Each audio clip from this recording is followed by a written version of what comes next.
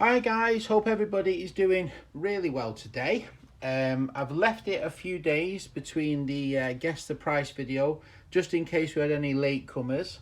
We didn't have too many views on the series, but we had a regular group who seemed to enjoy it, which is what it's all about. So I think there's at least 20 or so of you who really enjoyed it and watched most, if not all, of the videos. So thank you for everybody who's watched the little clips. And thanks to everybody who's had a guess. We've had loads of really cool comments. I've selected a few of the smaller items, which I'll have a little look through, and some of the highlights, but there was too many really. I think every video was a highlight really for me anyway.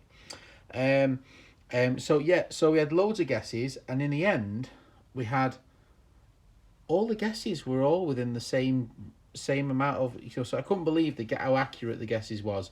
To be honest, there was about 70% of the guesses should have been winners, but we do have one winner, which we'll get to in the end. So without further ado, now these are some of the highlights for me and some of you guys have commented on. So there was the Wizard Wrench. A lot of you commented on the Wizard Wrench, saying this was the coolest one with this weird, I don't know why you wouldn't have one what does them both, but ratcheting sort of spanner wrench. The Richard Son, this is quite collectible and quite early as well, 1904, so kind of cool, really nice.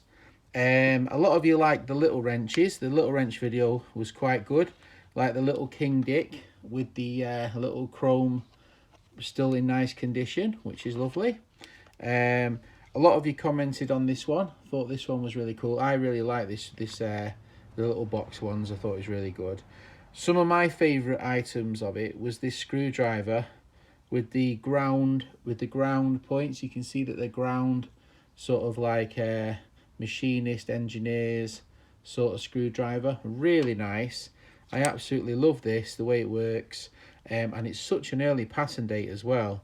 I mean, where does it say? Billings and Spencer, 1896. I don't know if you can see that, 1896. So really love that screwdriver. I think it's fabulous.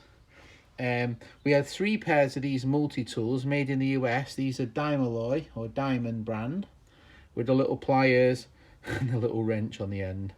How cool is that? A little wrench. Kind of useless, but also kind of cool at the same time. A lot of you guys like the German ones, the Masseur with the unusual adjuster where you push it and slide it up and down to the quick adjust, and then you've got the fine adjust. These are beautifully machined. They are so machined and so nice. Beautiful designed wrenches. If any of you get the opportunity to pick one of these up, I think they're reasonably common. I don't think they're that collectible. These are lovely wrenches. Absolutely lovely the way they're made. So yeah, there was 2 sets of those. I was drawn to these pliers. Really nice. With the nut wrench in the middle. And then obviously you've got the plier end as well. They're pretty worn actually, the pliers. I don't know if you can see, they're pretty worn, pretty chewed up, but nice nonetheless. Now this one surprised me. This one is so old, I couldn't believe it. It was from, I think, 1870s, if I remember. I'll insert a picture now to show you.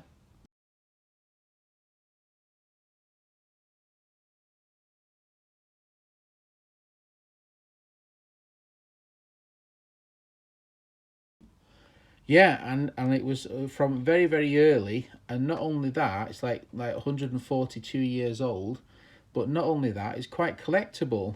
And by the price, someone was asking $475 for that one. I mean, I'm not sure if they're going to get it, but this is quite a nice example, so I was really pleased with that one. One of my favourites is this sort of brass, beryllium, bronze kind of jobby with the with the grip on the inside. I just think this is absolutely beautiful, and it's got that bronze patina, which is stunning. You wouldn't want to polish that. And then we've got this type with the hose wrench, which grips. I just love the handle on this. I think it's really nice and interesting. So there was lots and lots of choices. lots of interesting items. This by no means was all the items available. There was lots more items apart from that as well. Absolutely super duper and really, really nice indeed.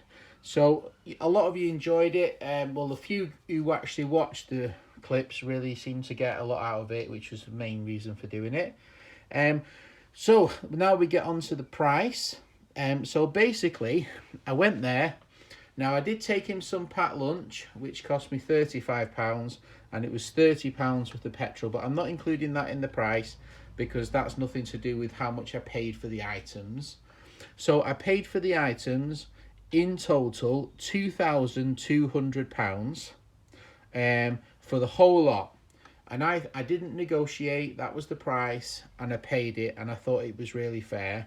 There was 96 items in total, and I think from memory it works out around £23 odd per item, or $26, $27 per item. Some of the items were very simple items, like, you know, a small screwdriver, which you wouldn't want to pay $26 for, and some of them are fantastic items you would bite someone's hand off to get $26 or $28 for. So I thought it was a fair price, and so did you guys, because you all pretty much guessed the same price.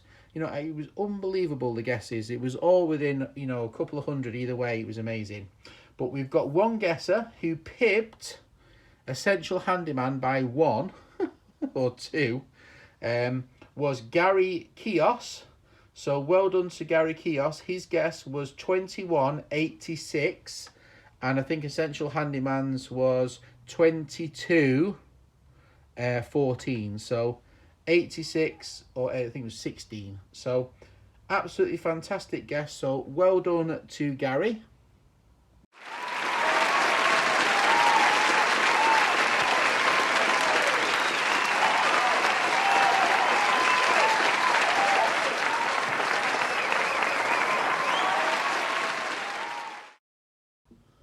Yeah, well done, Gary. That was a really, really good guess. So Gary. There we are, Gary. I'm going to give you 4, Gary, because that was a really good guess. 1, 2, 3, 4. So everybody in the comments, let's give Gary a round of applause. Hard luck to those guesses, because I think it was Essential Handyman was 217. So Gary was 14 out. And then there was a lot of you within 50 or 100. It was a really good guesses. And if I included the food, it would have been a completely different winner. But I'm not including the food or the fuel. It was just the item, how much I paid for the items. And I thought it was very reasonable.